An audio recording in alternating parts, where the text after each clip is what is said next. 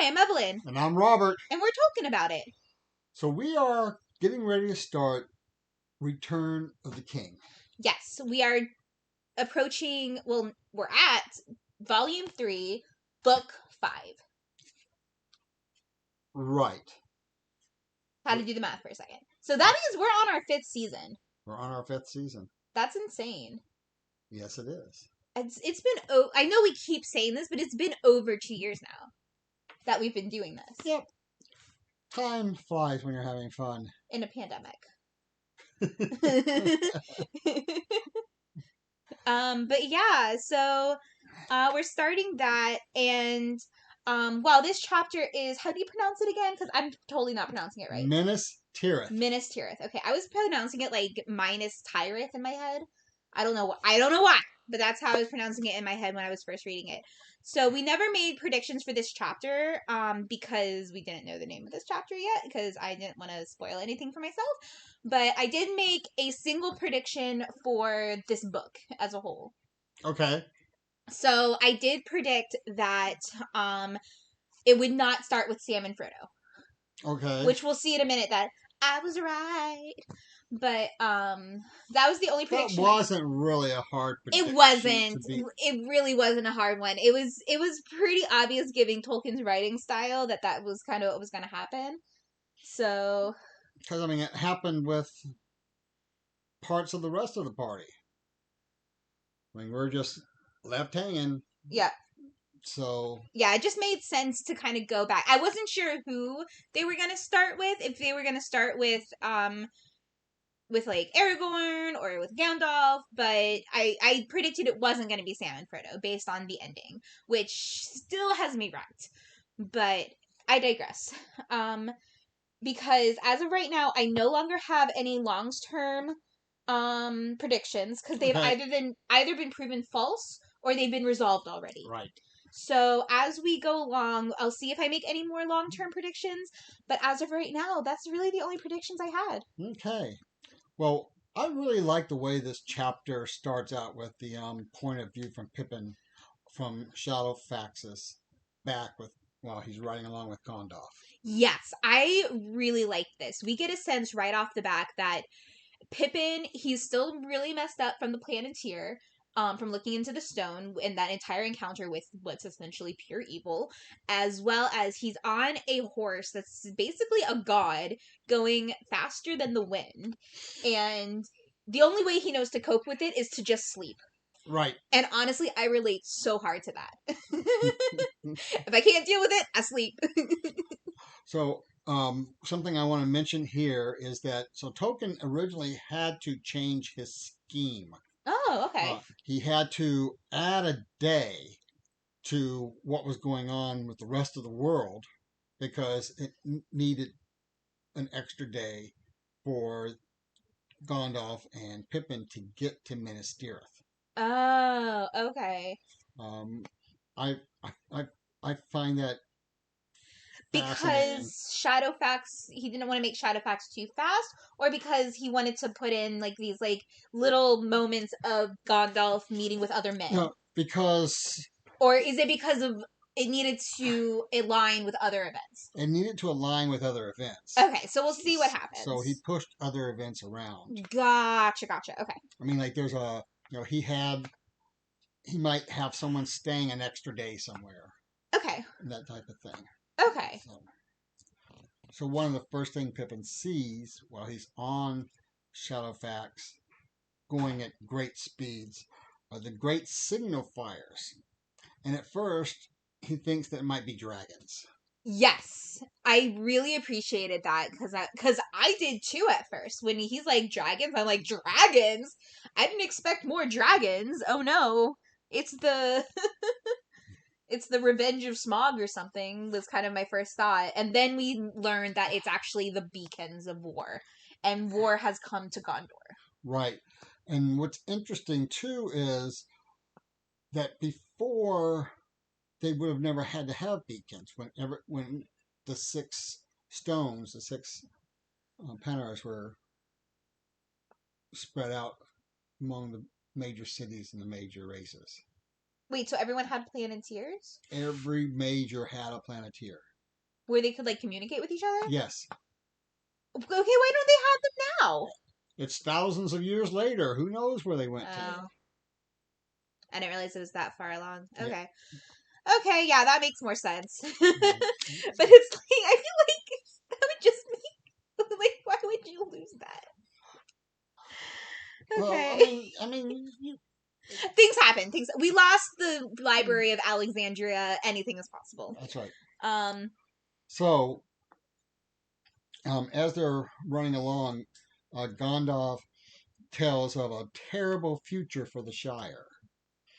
yeah, Which, okay, he I'm Pippin and I'm sleeping and I wake up. What's going on? Oh, the Shire's in trouble.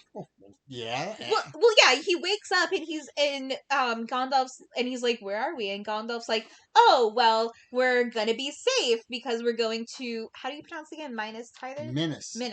Minas Tirith. Minas Tirith. You're gonna be safe at Minas Tirith," and he's like, "Well," and then, like, without even prompting, he's like, "Because even the Shire's not safe," and blah blah blah. And Pippin's like, "Great, thanks, Gandalf. That's information I asked for." Yeah, and we also witness the second Nazgul uh, sweeps over the Indaros and scares people. Yes. So they're starting to get out and about in the world on their flying beast now. Yes. They're really, really doing the whole ominous thing really well.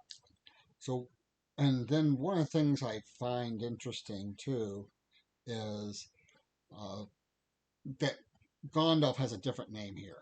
Yes, I totally forgot to write it down. Mithrandir. Mithrandir. I know he was called that before, and I know we talked about it, but what does it mean? I don't remember at this point. Okay, we'll look it up later. But Gandalf. But they immediately recognize him, and they're just like, yeah. "Oh, hey!" And well, he spent a lot of time in their library. Yes, with teaching Faramir, as we know. But yeah, he spent a lot of time in their library. He spent a lot of time in Gondor, and I think it's hilarious that as he's like introducing Pippin to Gondor, he's like telling him a little bit about the culture and everything, and Pippin's just literally ignoring him. He's just like, "I don't care. I'm trying to sleep. Gandalf, stop it." It was just something funny that I thought that I just wanted to add in because yeah. I feel like I feel like that's such a teenage response. He's such a teenager in this the entire chapter. He is such a teenager, and I think it's hilarious. Yeah, because he even talks about that, about his age. Yeah, he's even like, "I'm 29, feeling fine." Same. I'm also 29 right now, and I feel like I am not a true adult. So I want to go back to the beacons again for a second. Okay. So people in England would know the history of beacons for their people.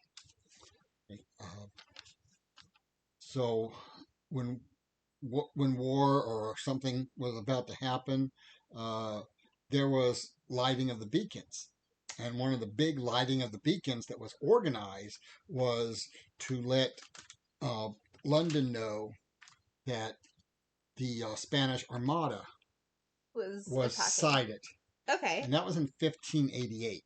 Right. So they've been doing that for ages. Right. So, people in Europe would probably have a memory of that. Yeah. Beacons were definitely used very often in Europe. Not really in American history, but definitely in European history. Like, people would know that. And I would know that because I'm just a nerd. Yeah, I also think American history, because everything was so close to each other compared to other places that are more spread out. Yeah. We had the Pony Express. For a few months. Before the telegraph took over. But anyway, so as they're being introduced to men, the men recognize Gandalf, and they're like, well, what about this random dwarf thing you have with you? And Pippin's like, excuse me, I am a hobbit. And they're just like, what? And he's like, a hobbit. And he just like starts just being such a like a sassy teenager, just defending hobbits, and I just love it. And I love how you just jumped over me and I'm still talking about beacons. Oh, I thought you were done. I'm sorry. Well, so in the book, it tells us where the beacons are. Okay. And so I just want to quickly translate some of that. Okay. The beacon system itself is a little over 500 years old. One of the places is Amandin, which means Silent Hill, and that's the oldest place that a beacon was. Mm. The highest point of the Drudon Forest is there as well. Okay. A place called Kalinhad, which means green, bright, or green space. Ramon is a peak of a group of mountains. Firion is another mountain. It's the high holy mountain for Rohan and Gondor. And the reason it's a holy mountain is that's where one of their first mutual meetings was taking place. Gotcha. And so Gandalf is trying to tell Pippin, like you said, about the great battles and all the valiant men. And then we get to him being presented in the court. Yes, they finally make it to through the walls, and they make it to the Citadel. And before we get onto it, you had something else to add about the Citadel, right? Not the Citadel. No, that's White Tree. Yeah, it's in the Citadel. That's where they see it, is in the Citadel. Yeah, but there's a place where it's mentioned in the book, and that's why I was waiting. Oh, I thought we were there. Do you have another comment before that? Yeah, a lot of comments before that. So it is mentioned here, but it's only in passing right now.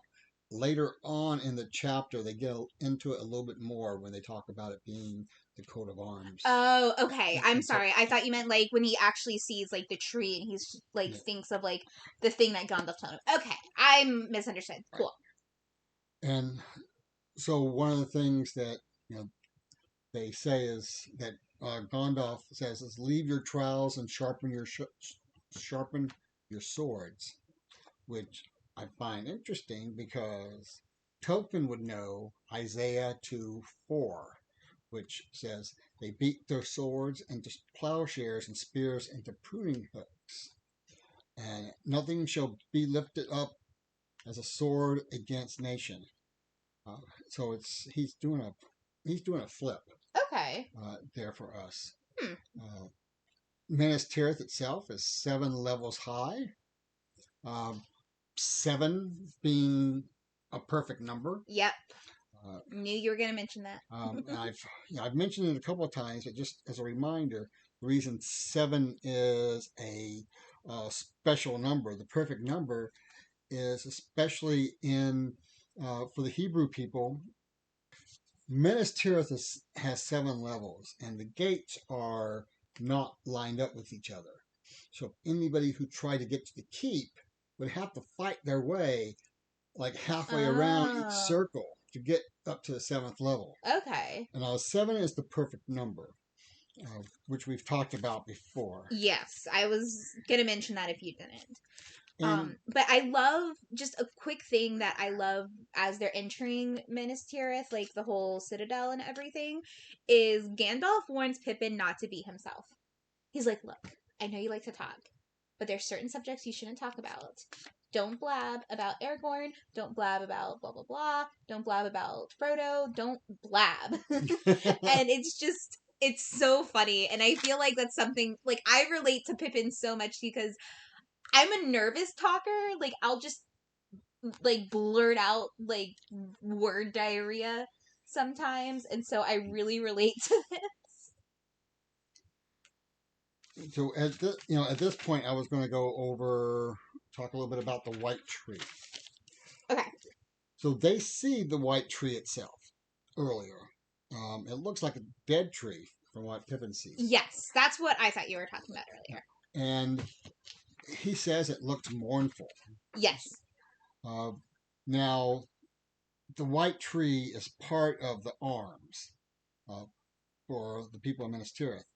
And so the arms has 7 stars on it, and it's these stars have 5 rays. So this was an unusual way to draw a star back then, apparently. Okay. So stars are usually drawn with more rays. Okay. And then we have the white tree. So the history of the white tree. The first white tree of Gondor came from a fruit that Isildur stole. And before it was destroyed, Isildur brought the sapling to Middle Earth and eventually planted it in Minas Ithil before his house.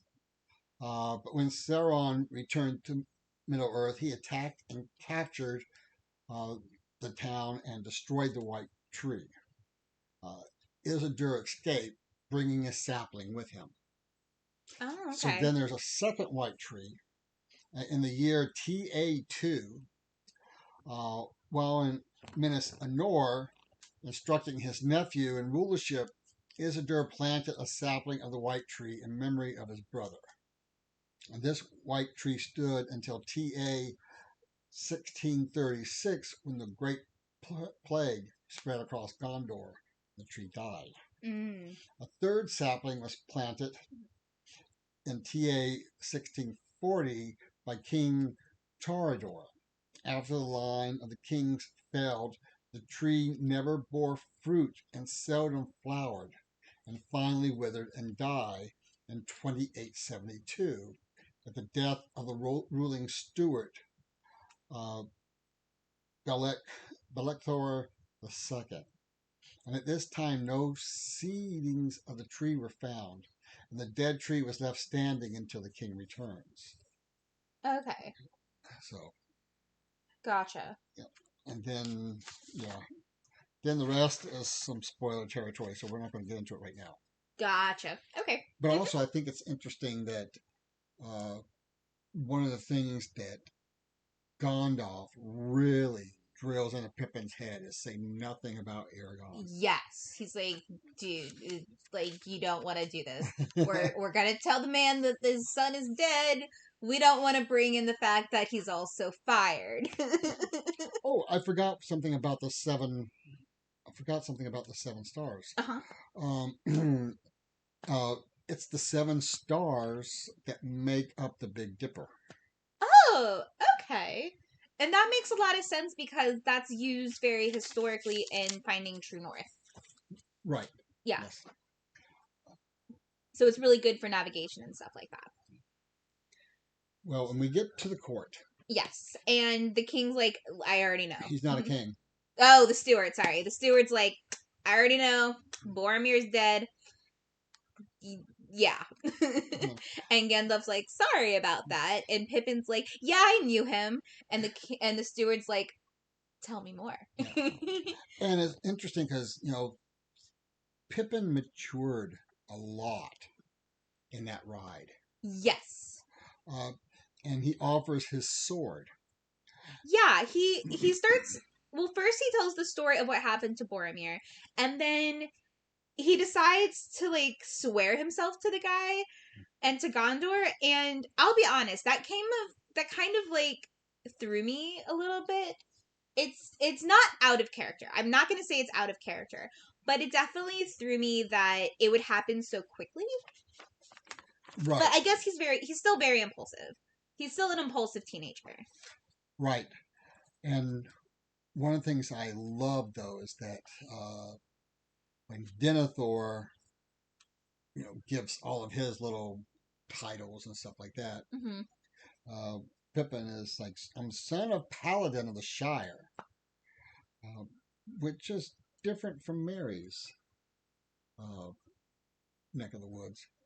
And it's also the Pippin is also introducing himself differently from how Mary presented himself to the king, Right. Ron. And Pippin sees the tension in Denethor and Gandalf's relationships. Yes, And he's trying so hard to like keep the peace between them, yeah, because he can sense Gandalf is like really reeling in that anger. right. And what's interesting is that here Pippin starts wondering, how old is Gandalf anyway? Yeah.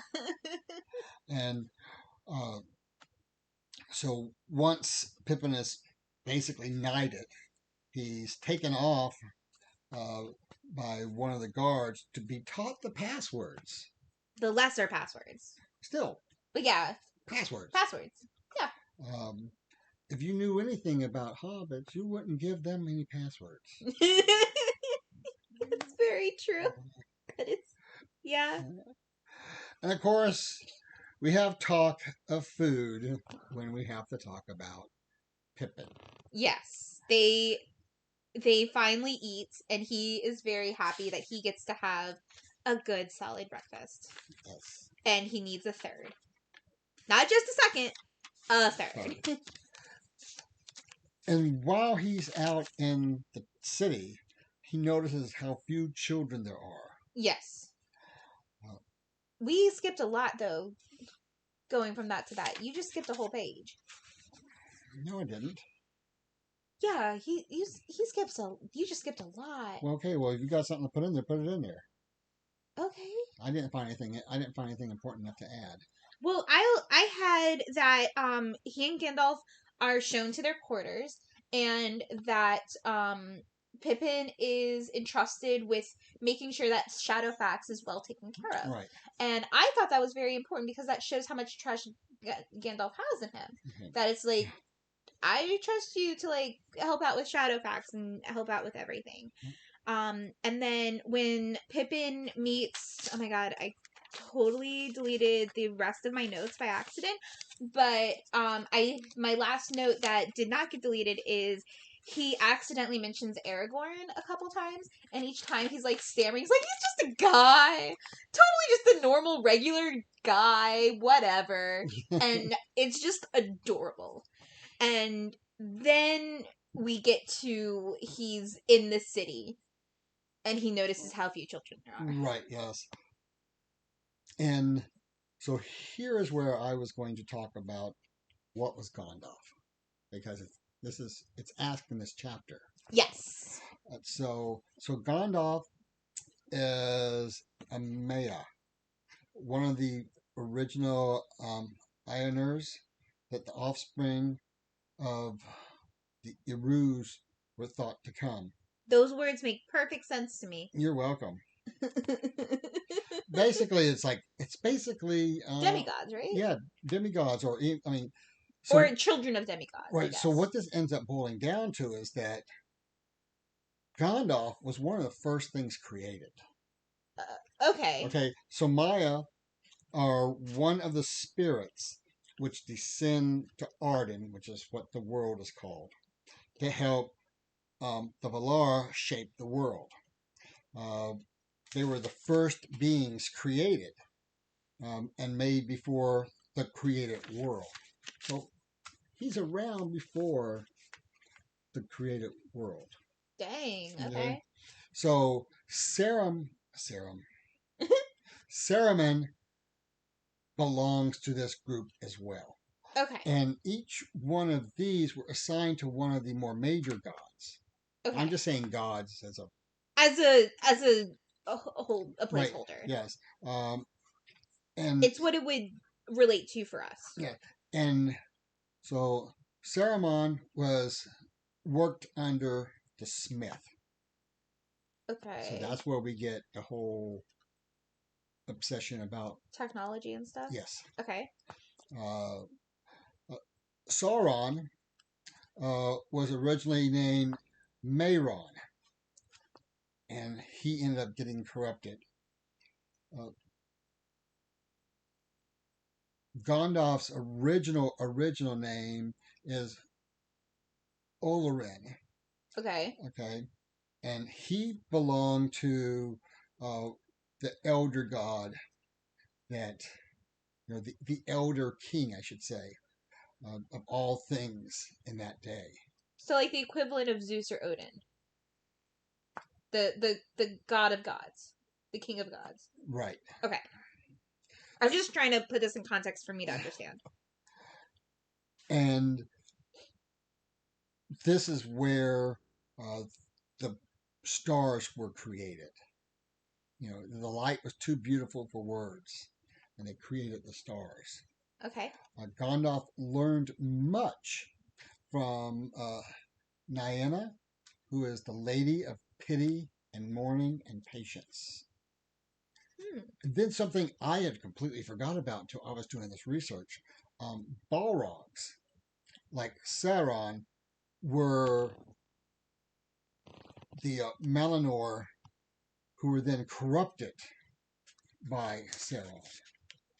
And what were the Melor?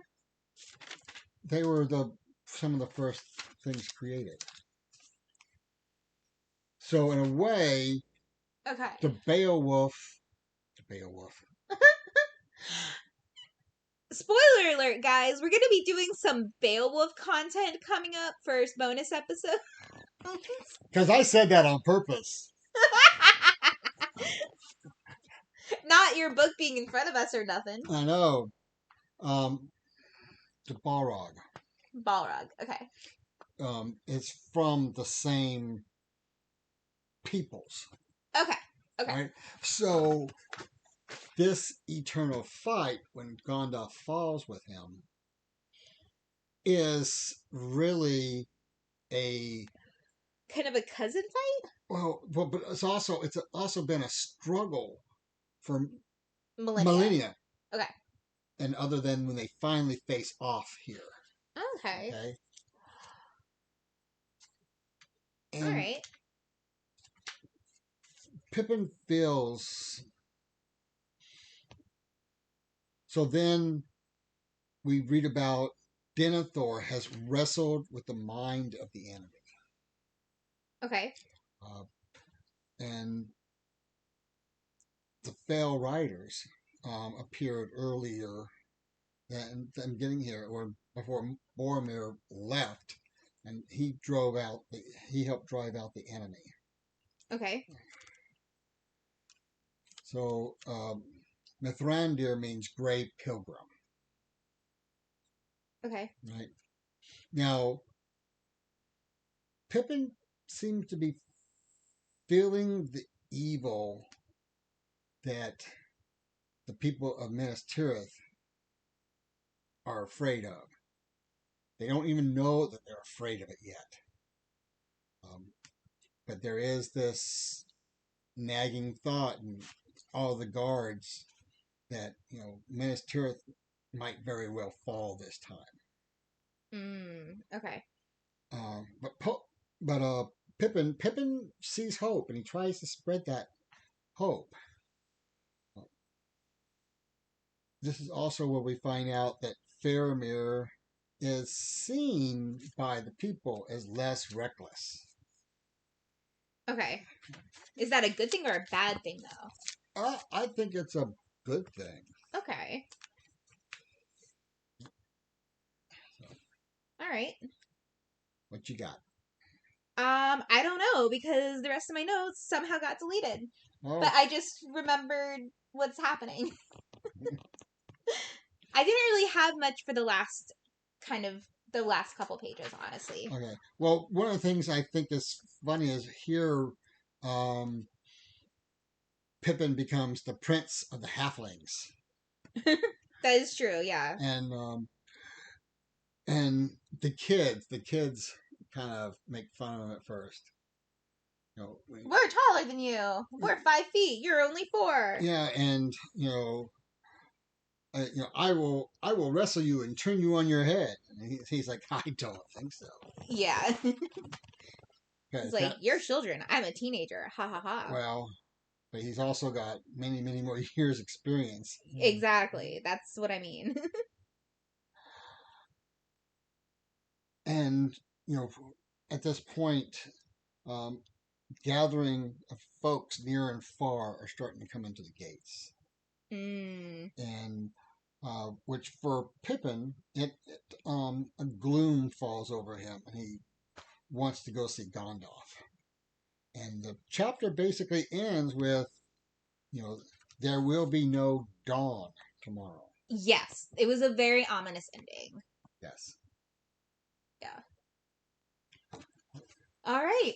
So, anything else to say? Predictions for next week? All right. So it's, without seeing the first thing, it is called Passing of the Grey Company.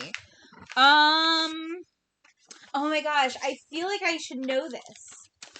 Haven't we heard Grey Company before, or been mentioned or something? Oh my god, is that Faramir's people? I'm not talking. Okay. I predict the Grey Company is Faramir and his friends. Yeah. Okay.